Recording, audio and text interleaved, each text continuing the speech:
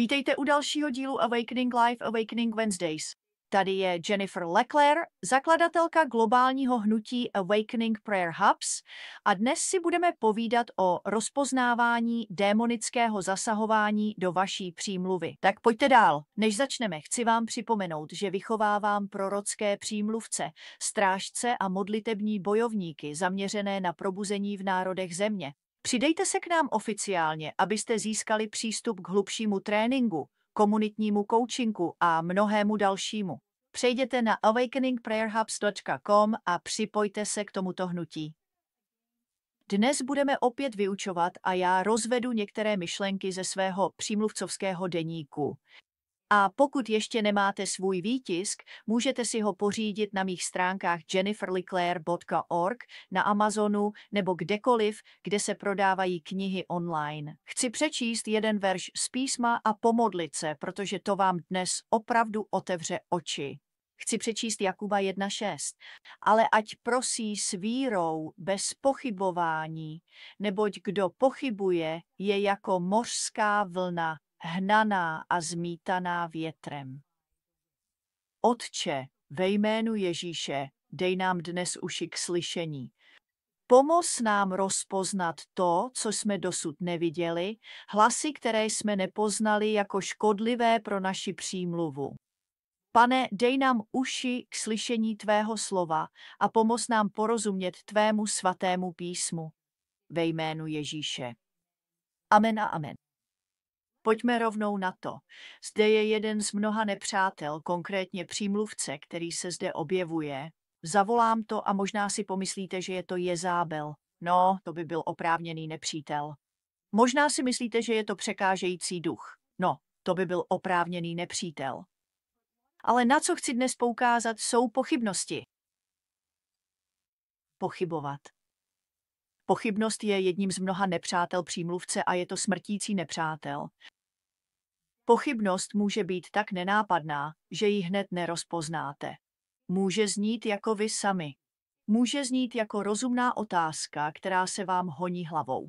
Ale pokud nerozpoznáte hlas pochybnosti, který může vycházet z vašeho srdce, ale také může pocházet od démonického ducha.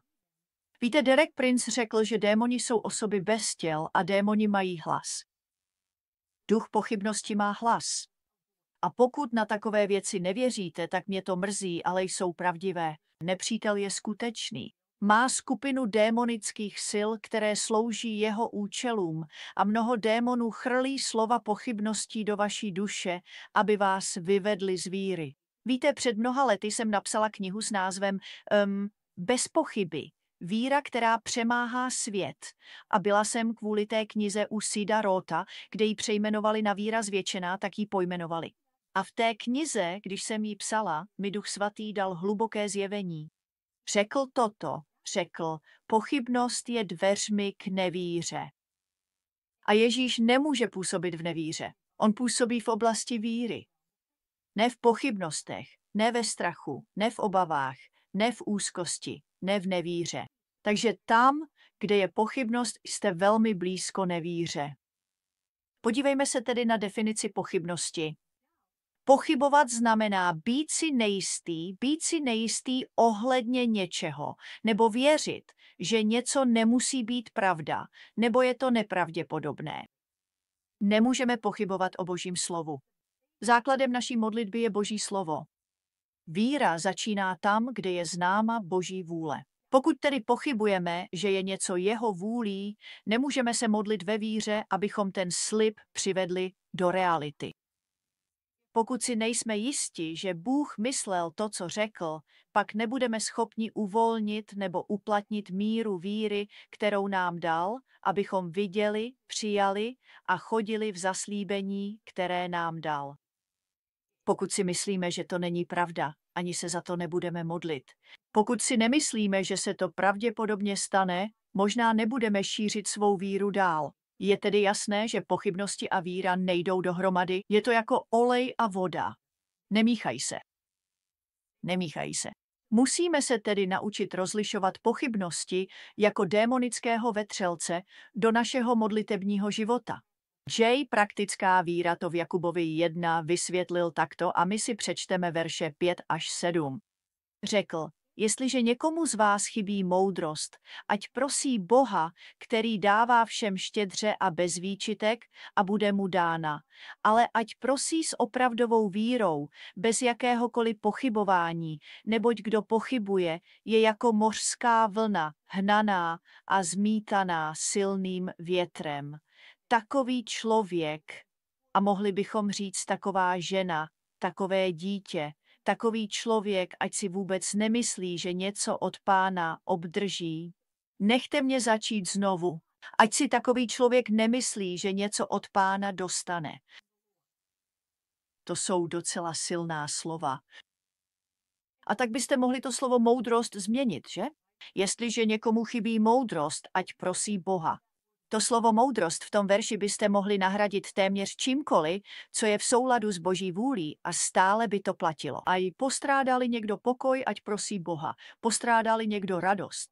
Ať prosí Boha, postrádali někdo milost. Ať se ptá Boha, pokud někomu chybí finance.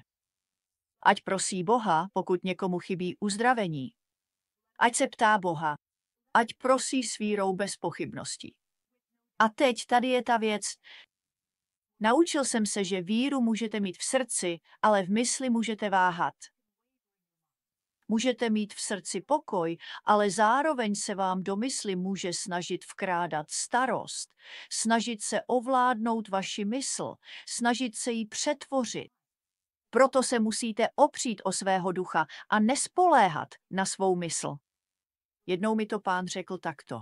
Řekl, dostaň se z hlavy do mého srdce. Musíme se opřít o slovo, opřít se o víru, která je v našem duchu, opřít se o pravdu, která nás osvobozuje a odklonit se od svých úvah, odklonit se od 5 smyslů, od toho, co vidíme, slyšíme, ochutnáváme, dotýkáme se, cítíme, čicháme. Musíme se odklonit od věcí, které vidíme, protože potřebujeme chodit vírou a ne tím, co vidíme. A pokud budeme upírat oči na problém místo na toho, kdo ho řeší, naše víra začne kolísat. Ale když se podíváme na Ježíše, původce a završitele naší víry, prorazíme. Pochybnost tedy otevírá dveře démonickému zasahování do tvého přímluvného modlitebního života. Jednoduše řečeno, když je tvé srdce plné pochybností, nedostaneš odpověď na modlitbu. Znovu, pochybnosti mohou přicházet do tvé mysli, ale nesmíš je pustit do svého srdce. Když k tobě promlouvají hlasy pochybností, musíš jim odpovědět. Musíš jim odpovědět Božím slovem. Takže pokud neznáš Boží slovo, jsi v nevýhodě, protože nevíš, co je pravda. Můžeš si splést Boží hlas nebo zaměnit hlas nepřítele za Boží a naopak. Pochybnost je smrtící klam. Jak ji rozpoznáš ve svém srdci? Pokud si nejsi jistý, že Bůh udělá to, co řekl, že udělá. Možná to udělá pro někoho jiného, ale pro tebe ne. Nejsi si jistý, že to udělá pro tebe. To je pochybnost. To je pochybnost. Bůh by ti nikdy nelhal. On může udělat cokoliv, jen ne selhat. Nikdy by tě neoklamal, nenechal zbloudit, nesvedl na scestí. Takže pokud váháš modlit se za nějakou věc, může to být proto, že ti v tom brání pochybnost. Pokud věříš 1 minutu, ale hned další si tady nahoře ve své mysli a snažíš se to rozluštit, snažíš se to vyřešit po svém, pochybnosti byla podsouvána. Pokud se necítíš dost kvalifikovaný na to, abys problém řešil v modlitbě, pochybnosti byla podsouvána. Znovu, pochybnost je smrtící zbraň, kterou nepřítel používá proti přímluvcům, aby ukradl, zabil a zničil potenciální ovoce této klíčové služby. Proto musíš pochybnost vykořenit hned při prvním náznaku její přítomnosti. Rychle a rozhodně na ní odpověz. Postav se jí na hlas, modli se hlasitěji a sleduj, jak Bůh jedná. Když odstraníš pochybnosti, nic tě už nemůže zastavit. Bůh není člověk, aby lhal. Slyší a odpovídá na modlitby, když se modlíme podle jeho vůle. A dovol mi, abych se teď za tebe pomodlil. Pamatujte, přátelé, Awakening Prayer Hubs. Jsme ve zhruba 120 zemích. Chceme založit modlitební centra v každém městě na světě. Můžete to dělat přes Zoom, telefon nebo osobně. Podívejte se. Na awakeningprayerhubs.com na vás čeká dárek zdarma jen za to, že se podíváte. Dovolte mi se pomodlit. Otče, ve jménu Ježíše pomoz nám rozpoznat hlas pochybností, který mluví k naší duši.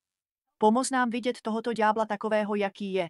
Je to nepřítel, který se snaží nás učinit rozpolcenými a držet nás mimo to nejlepší, co pro nás máš.